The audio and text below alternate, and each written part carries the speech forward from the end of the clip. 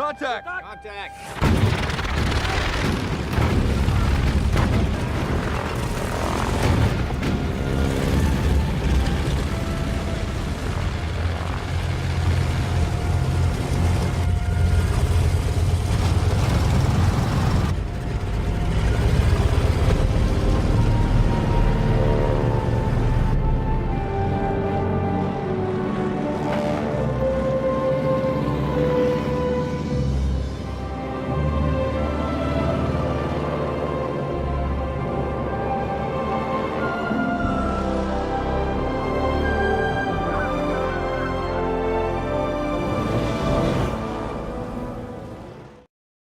Hello guys, welcome. Well, welcome indeed. We are going to start off another build, and it's going to be the first of many, I believe so. So this is going to be a very nice project to do, but I'm going to start off, as you can see by the title obviously, but I'm going to start off this kit, the Nieuport 17 from CopperStateModel's. Be honest guys, I wanted a nice build that goes together well, as well as it being really detailed, so I've decided to bite the bullet and go for this one because I'm just in the mood to start, well, not start, but build a First World War aircraft that's going to be really detailed and really eye-catching, and that's what I've decided to do. So what the plan is, obviously we're going to start with the cockpit, but what I'm going to do is I'm going to paint most of the parts first that will have the wood grain effect. That will take the longest to dry, because obviously with using, well, I use oils to do mine, and obviously with that we will be using different techniques sort of thing. So obviously in the instructions, obviously if you have not seen the review, then please go ahead. I feel like I'm going to sneeze in a minute. Obviously with the wood grain we have some on the, not a lot mainly, it's mostly steel work and that lot, but we have some woodwork for the framing, as well as rudder pedal holders at the bottom here, and then across the back here, across the seat, that is all made of wood, and also you can see there all the actual final assembly bits there. So it's best off to start off painting the woodwork first, because that will take a while, and I mean a while, to dry out. No word of a lie, believe me. So what we're going to do is I'm going to cut out these important bits like the framework. They're all on this sprue here I have in front of me, I believe. So they're all on this sprue, and I'm going to cut them off, and I'm pretty much going to clean them up and that lot, and then we'll see how they turn out. Basically what we're going to do is to cut these out, I'm going to prime them white, then we're going to go over in desert yellow or dark yellow colour, and we'll get the oils on top and see how it goes, and that will be that really. So I'm going to cut the bits out and we'll make a start. Right guys, as you can tell, the turntable is out, and of course some other things. What we're going to start off with is basically I went away and parted some,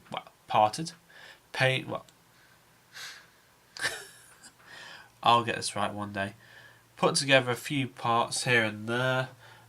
Some parts didn't need anything going together, mind you. So it all looks like it's going to plan. So far so good, fingers crossed. Now the only parts I've put together is the beautifully done seat, and of course the footrest harnesses on here. Even though those three parts have been put together, it's still not done yet. Once the wooden base has dried, there's going to be a rudder pedal both on the top and underneath as well, and control surfaces like cables and that are going to be coming out of them. So that is going to be really, really, wow, wowzers.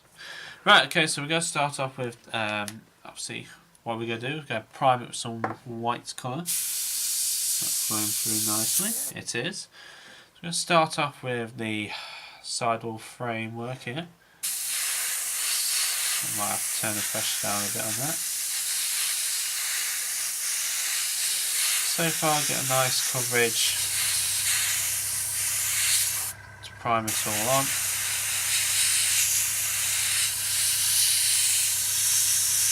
Like so.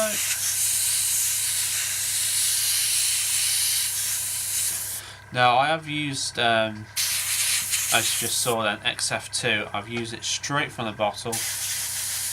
No problems at all so far, so good. So okay, let that one to dry. Do the other side. So these are the frame panels that go into the side, as you can obviously tell. Now, obviously as you just saw, they all go together pretty well. There's a lot of engineering in this kit, so a lot like a Wing That Wings kit. So there we are. That's not a lot, nothing else to say, guys, apart from this kit is beautifully detailed.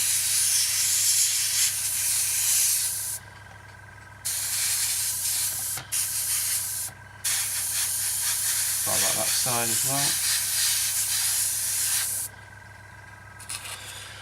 Leave that one to dry again. Now seats.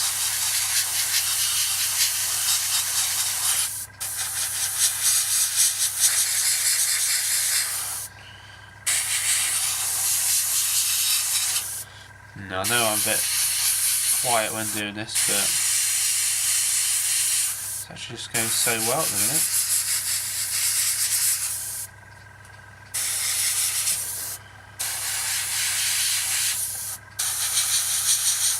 So there we are. Okay, so we're just getting these painted up and done.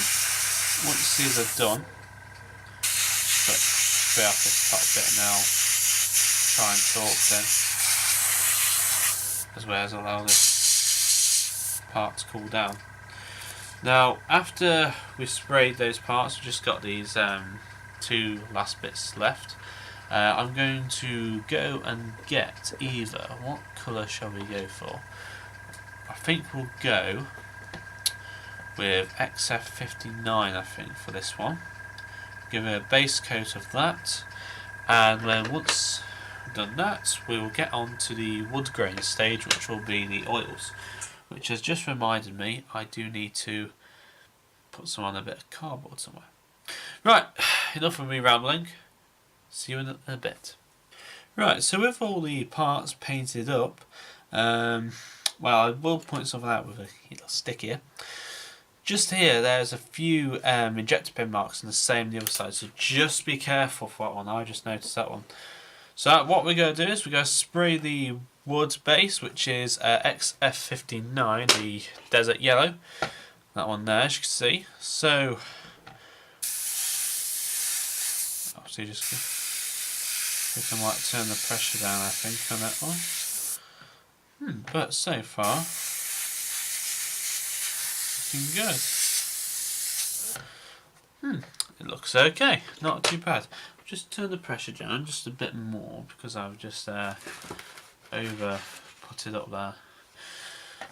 So, yeah, so I'm really enjoying this. I am waffling on now, I will admit.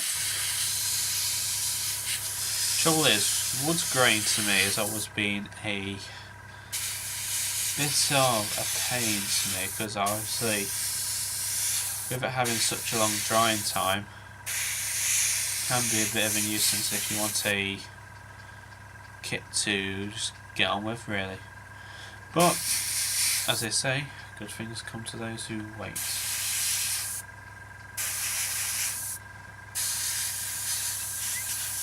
So, okay, that's the first one done. Do ones in a bit. Let's do the seats. Seats, I should say, not seats.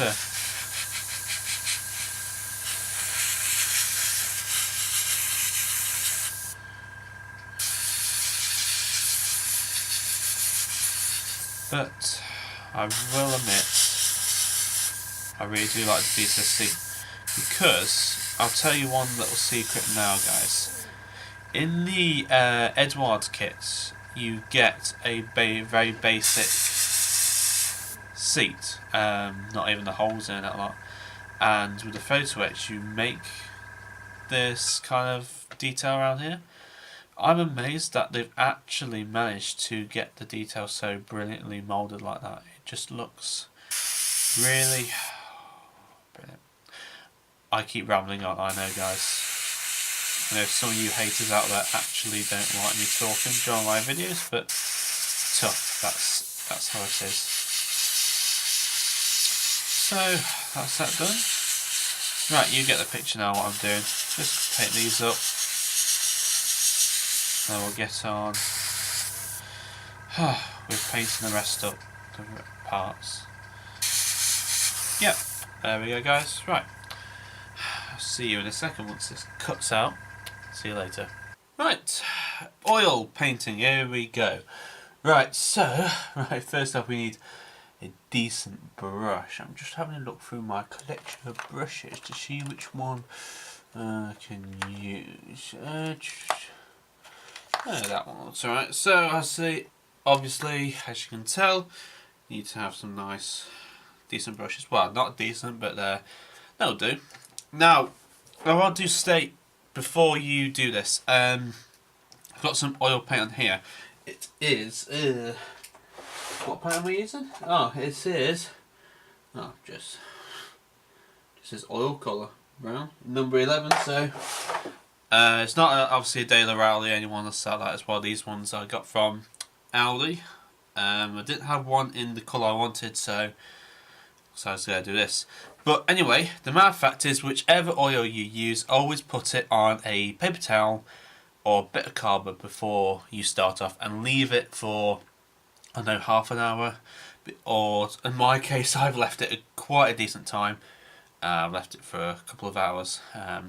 People came and I've left it to go on there. Now what that does, it draws the linseed oil out of it. Now the linseed oil defines the drying time of it. So with the linseed oil being drawn out, it quickens the reaction time for it being done. Anyhow, that's not the case. I've got here some, this is the first time I'm using this product, okay? It's Zest It, and it is oil paint dilutant and brush cleaner, made in the UK, it says. And of course it says an effective and efficient solvent for use of oil paint. So that's that. Anyhow, my fact is, I'm going to take some oil paint here, and I'm just gonna okay, so I've got some oil paint here. We're going to now this stuff smells quite a bit funny, like it smells like dishwasher liquid. Yeah, actually, I'm just read it smells like bubble bath, actually, believe it or not. Anyhow, so this is what we are going to do. I'm going to take this backboard piece here. I'm going to zoom you right into here. Okay, as you can see here. Now what we're going to do is we're going to take some oil paint here. I'm going to just spread it across here, just like so. Okay, so it does look a bit thick to start off with, that's fair enough. I'm going to just simply get all the way across here, all the way around here. Now with that gone, we just simply try and wipe off as much as we can, pretty much. Will take a while to do, we'll admit, but it'll all look very nice and decent once it's done. So you can see already the wood grain is actually showing through. Now it does look really nice, like that.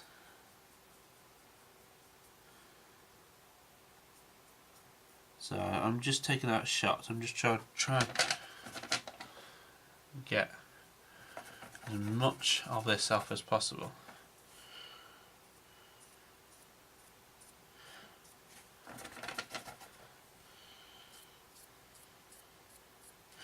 Okay, so that's that done. So as you can see, the wood grain is actually really showing through. I'm just gonna. It's actually really showing through there, guys.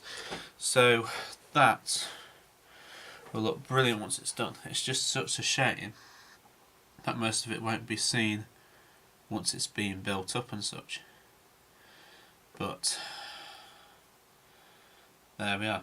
Okay, so I'm just going to do it to the second piece. Obviously, this is what we're going to be doing for all the pieces, pretty much. Just going to be place it on, and then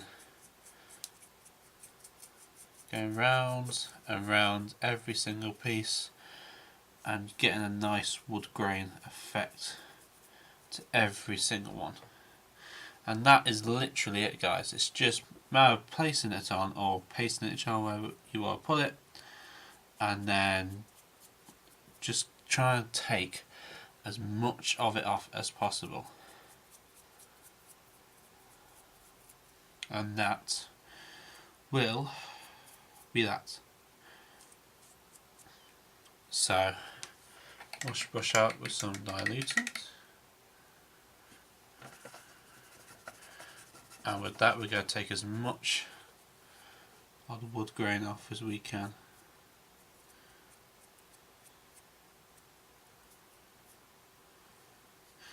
Like that.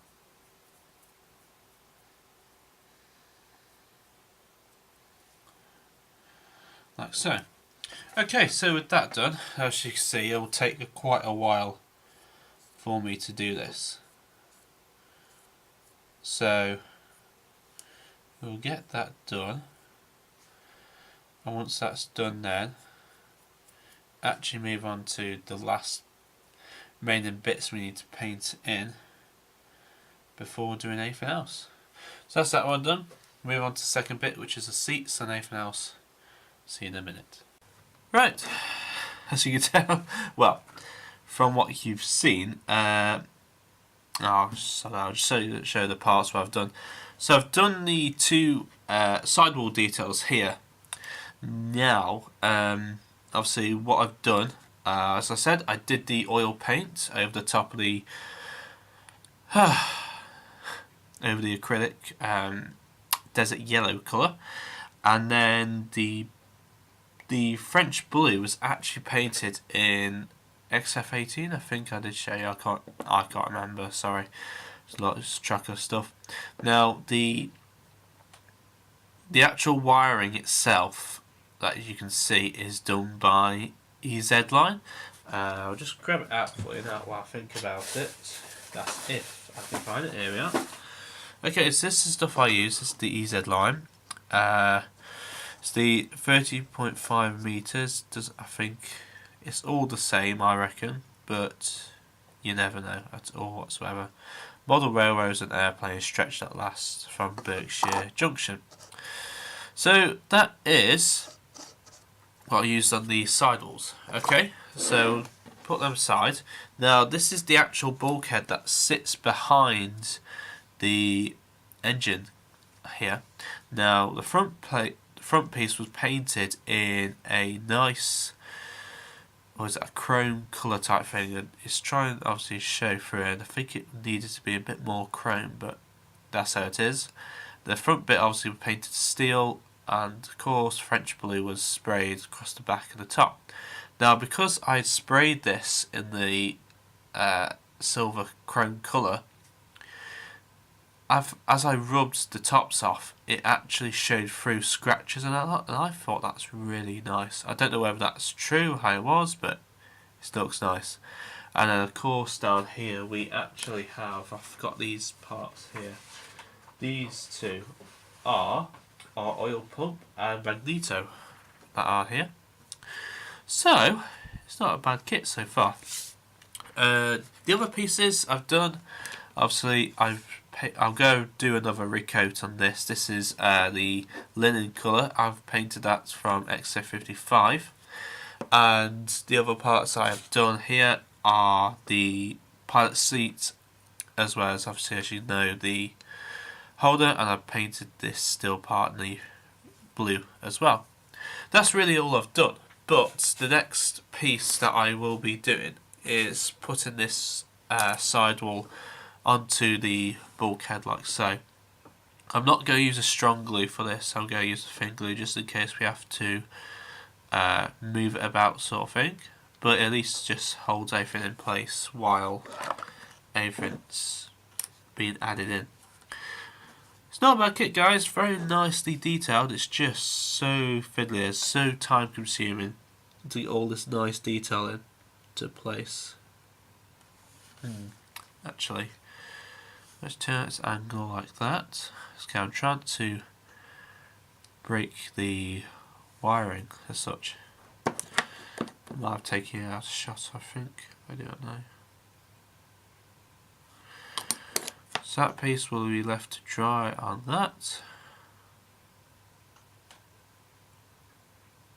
There we are. So, with that done now, we just have to obviously let that to dry, like so. And what we'll do is, I think this bit is actually kind of fiddly. We do have to put part of the control surfaces in the back. I think, actually, is it? No, it's the crankshaft and engine support tube. Okay. That goes onto an engine mount brace, and then has a left and right air induction tube. So I have no idea what is that part of the radiator system. I do not know, but either way, it has to be drilled out to make the induction holes looking better. It's just very, very fiddly, load of tubes, and that is pretty much the next step what I have to do. The part is already being painted up, but there is some other parts that will be needed painted other colours. So I think what's best to do is I'll go away and do this fiddly part, and then I'll talk to you what I've done. I'll put them all together, and we'll see how it gets on, because this is going to be one long project. Yeah, I did go a bit far ahead and seemed to put the produce together. Anyway, this is the main parts here. I think this is some kind of air intake, I believe, for obviously the cords of the engine. I believe so, because it does look like it.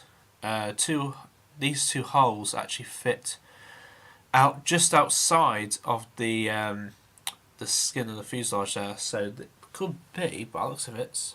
But anyhow, right, so I realised I got some of the painting wrong, so we're going to repaint it again and just show you what colours I'm using. Just using some Revell Silver. This is number 90. Now, I do like using now, since I brought some other paints, I do like using the other silver colours. Like obviously you got your aluminium, you got your chrome, you have your metal. I've just said aluminium, so it's kind of different. There's obviously always loads of different ones to do, but really that's what we're going to be doing. Just paint this right up, give it just a nice silver colour. There we are, and just leave that to dry, because pretty much we have some other parts just like that bit that needs to be painted in the blue colour. So best off just to get that done and dusted, as they say. I think I'm rambling on. So obviously this part here that I'm just doing now, this is all silver according to the instructions, or destructions I should call it. And then this part here is all in the blue, which I'll just quickly paint up and do. Blue, that rhymes. Okay, so I'm just going to go ahead and do that. Well, I'll just tell you what, I'll just finish this bit off here. Might as well show you some. Think I'm doing something at least. Ground here. Yeah, I do have a bit of a cold, I'm afraid, guys. My nose is just a bit blocked up, so if anyone's wondering why, then yeah, you know why. So there we are. That's that. There we go. Right, yeah then. I'll leave that to dry, come back and we'll paint the blue. Right, so we have the medium blue. Now I'm going to, we'll be able to find my paintbrush out. I'm going to paint these parts of the back here. Apparently these were in blue. I'm just going to thin them down with a touch of water, just so it flows better. Like so. Now apparently these parts were actually in the blue colour. Now we do not know whether, obviously like I said before, this blue, is it the actual metal colour that the French used, or was it an actual painted piece, I wonder? Very actually, or just taking out a shot, sorry, just get all the little details. It's very wondering, well, very, what's the proper word? Thoughtful, as they say.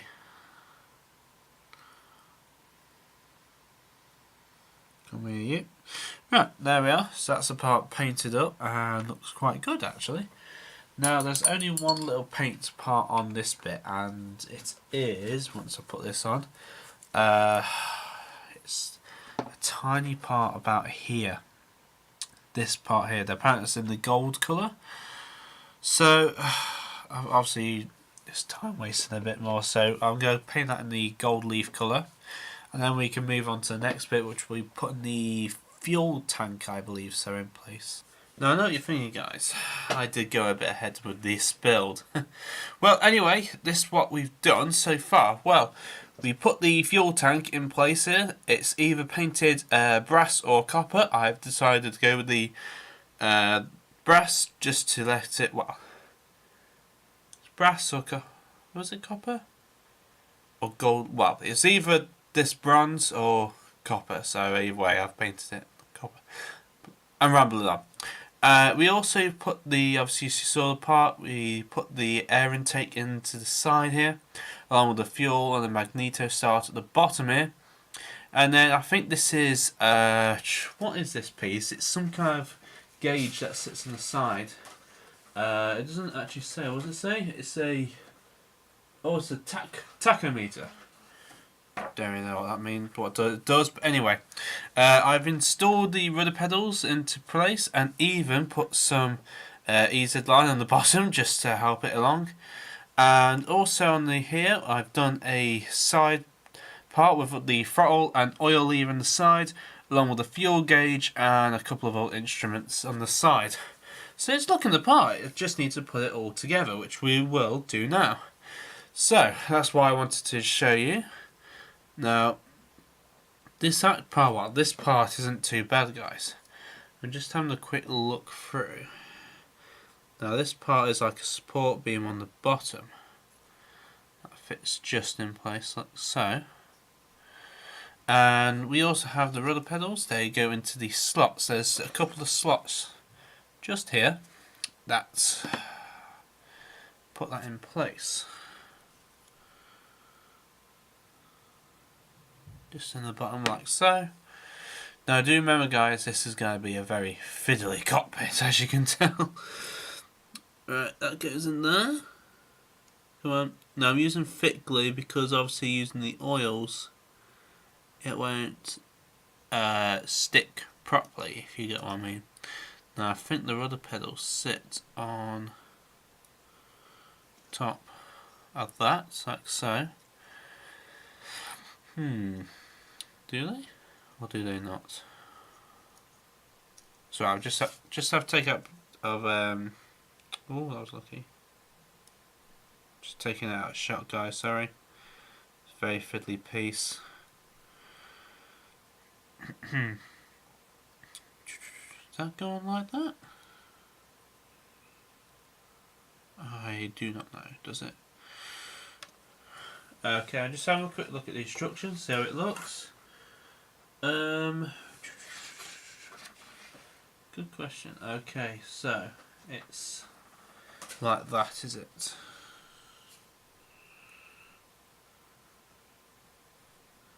Right, I'm just having a quick look at how the actual pet rudders go, because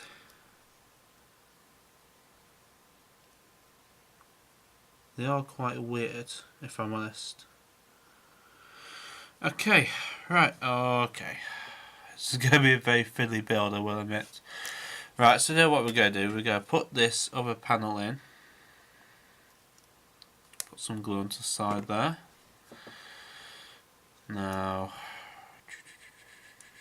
that slots into there. Yes, I will admit, guys, a lot of work has gone on into making a kit like this. A lot. Come on, in. Okay, that's in place there. You get the picture anyway, guys. Okay.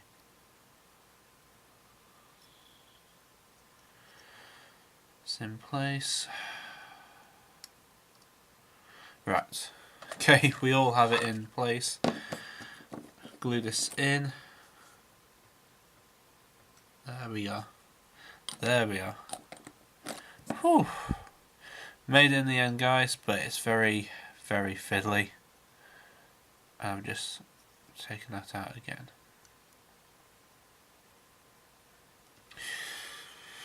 Oh, goodness me, this does take quite a while to do. I'm actually using my patience doing this. Come on. There we go. There we go. There we have it. Right, so that's the sidewall in. So the trouble is, you get doing this, and you've also got to watch that you're not breaking any of the pieces that fit together, like I am doing there.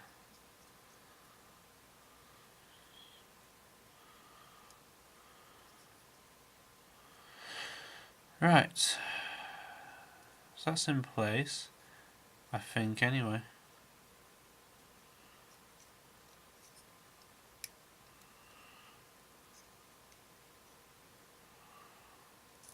Like so. Right, okay.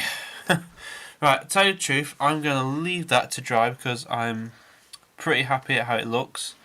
I'm going to see how it fits into the actual fuselage, and then we're going to see how it looks, because I'm not too convinced, guys. It looks okay, but you just never know. You never know at all. I do actually have this back piece.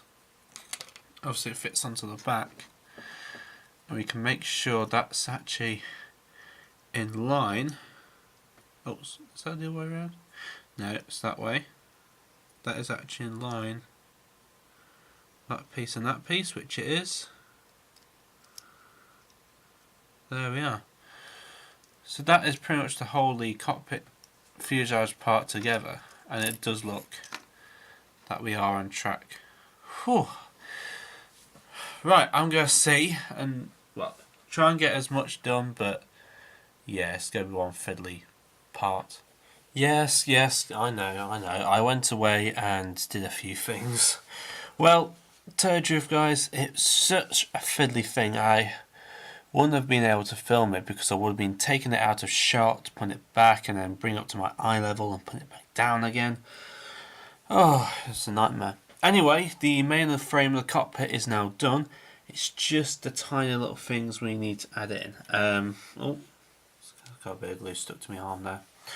We've got the pilot seat to fit in. We will do that in this step now. And we've got, what else we got to put in? We've got the back headrest, needs to fit in. And there's a bar that fits across, but I'll leave that till another day, sort of thing. Okay, so I'm going to tell you what I've done. There is this bar across here. I don't see it on the side here.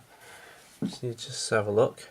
Yeah, there's this bar across here. Now this is the control stick column. Now the Nieuports had very famous oh Christ, aileron the characteristics. Basically, when the yoke was twisted from side to side to make the aircraft turn, it would turn or pull down and raise up, or vice versa, these two pulleys here. And that's what CopperStateModel actually engineered into the thing. So you have to build a jig, well, it's a jig that holds everything and you put it in there, that holds the control stick and the two control surfaces there. Now these you have to be extremely careful with. Basically, once the aircraft is in place, it's all built up, and you put the cover over the top, there's actually parts that connect from the wing down into, well, onto these bits through the cowling. So you can see why now. It's very important. But I do admit, guys, I do like the look of this control stick. Now apparently you're supposed to take off this trigger here on the front, but it looks so good I could not resist but to leave it in. But anyway, so that's connected to a pipe that, if you see there, this pipe runs underneath this part here which holds the seat in place. Now this is where the fiddly part comes in. Basically, as you can see, if you look very carefully through the back of this rigging here, I've actually, can you see that? Just about there, you can see it's going into the backrest here. It's all those control surfaces, and they all lead through to the control stick and the rudder pedals there. Yes, I have actually done all of that. Now this was one of the things that really did get me, unless you're a very skilled modeller and has the mini drill bit to do it, it was telling you to drill the two pulleys here, but not widthways or lengthways, but that way. Now, how would you be able to do that? That's what I want to know. Such a tiny little part. So what I've had to do, originally the pulleys had to be passed through the actual pulleys themselves, but I've actually had to do it a different way. But I don't think no one could tell the difference because it's down there, sort of thing, hiding behind there. The other thing is, this backrest is now done. I'm going to cut all these strings off once they're done.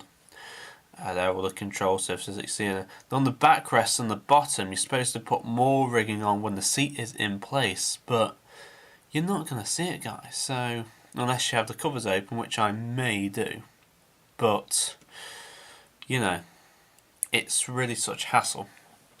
So right, okay, this nothing really rambling. Let's talk about this. Right, the seat. This is the only bit of photo etch that is in the actual kit so far. Well, the kit that the bit I'm going to be using. The other bit is a windscreen shield place thingy. Now the seat is, obviously as you can tell, it's beautifully made, but the harnesses are even better. Obviously you can tell I put the two buckles on the bottom there, and there's actually just 4 pieces. Is there 4? Actually no, tell I 5 pieces that make this single bit of photo etch there. And I've just realised that if we're having this cover off, you're going to be able to see the bottom, which I don't really want. Oh well. Okay, so anyway, that's that. I'm going to put a drop of glue onto the top of here. Now, I did actually I've had a look at this, guys, of how it all looks out. Now, the seat was actually resting on the support bar here, and it's actually on the slant like that upwards. So if you think I've glued it in wrong, then no, I haven't. So just for any rivet counters, correct me. Right, it's very difficult. I've just taken out a shot, sorry guys. Like I said, this is what I mostly had to do. I take it out a shot. You want to be able to see all that detail going in, and there we have it. There we have it, guys. Right, okay. I'm going to take, not the sharp one, but the dull tweezers. Gently press down. Now, is that level? Let me just check.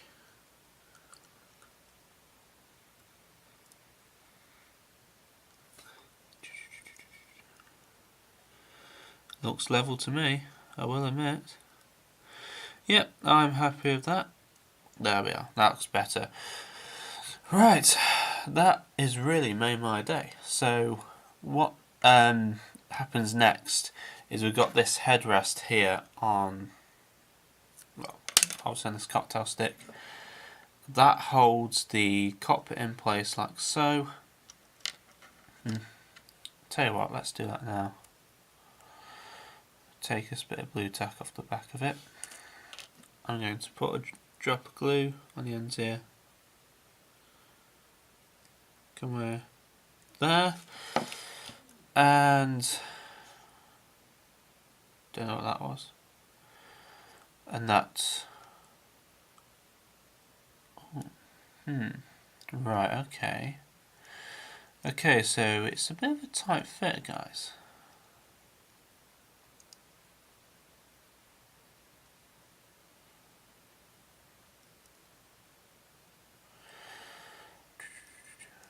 Looks okay to me. Alrighty then. That looks perfect, I will admit. It's very nicely. Right.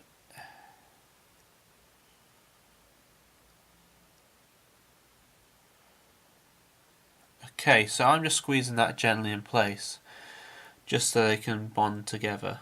But I think that'll just be ideal like that, guys. It looks really nice, I don't get me wrong, I'm just not the thing. Now there is a leather, just knocked it again. There is a leather bit at the back here, just see the outlines of it. Sadly that will take away most of that grain that I've done, but it will still look beautiful like that. Okay, right, what else does there need to be done? Like I said, there is a bar that goes across here. But before I can do that, there is actually one single decal that is the... Oh, I keep forgetting it. What is it called? You're going to remind me. It's a tachometer. Oh, Jaeger tachometer. Okay. What? Okay. Anyway, that's that. There's that decal to put on, and then there's a bar that goes across. Now, if you are following on with this kit, you will know that there is another bar that fits across here. Now this is only for one option of the kit you get, and this is for one what gun was it? It was a type of a Vickers gun, but it wasn't a Vickers gun. It was a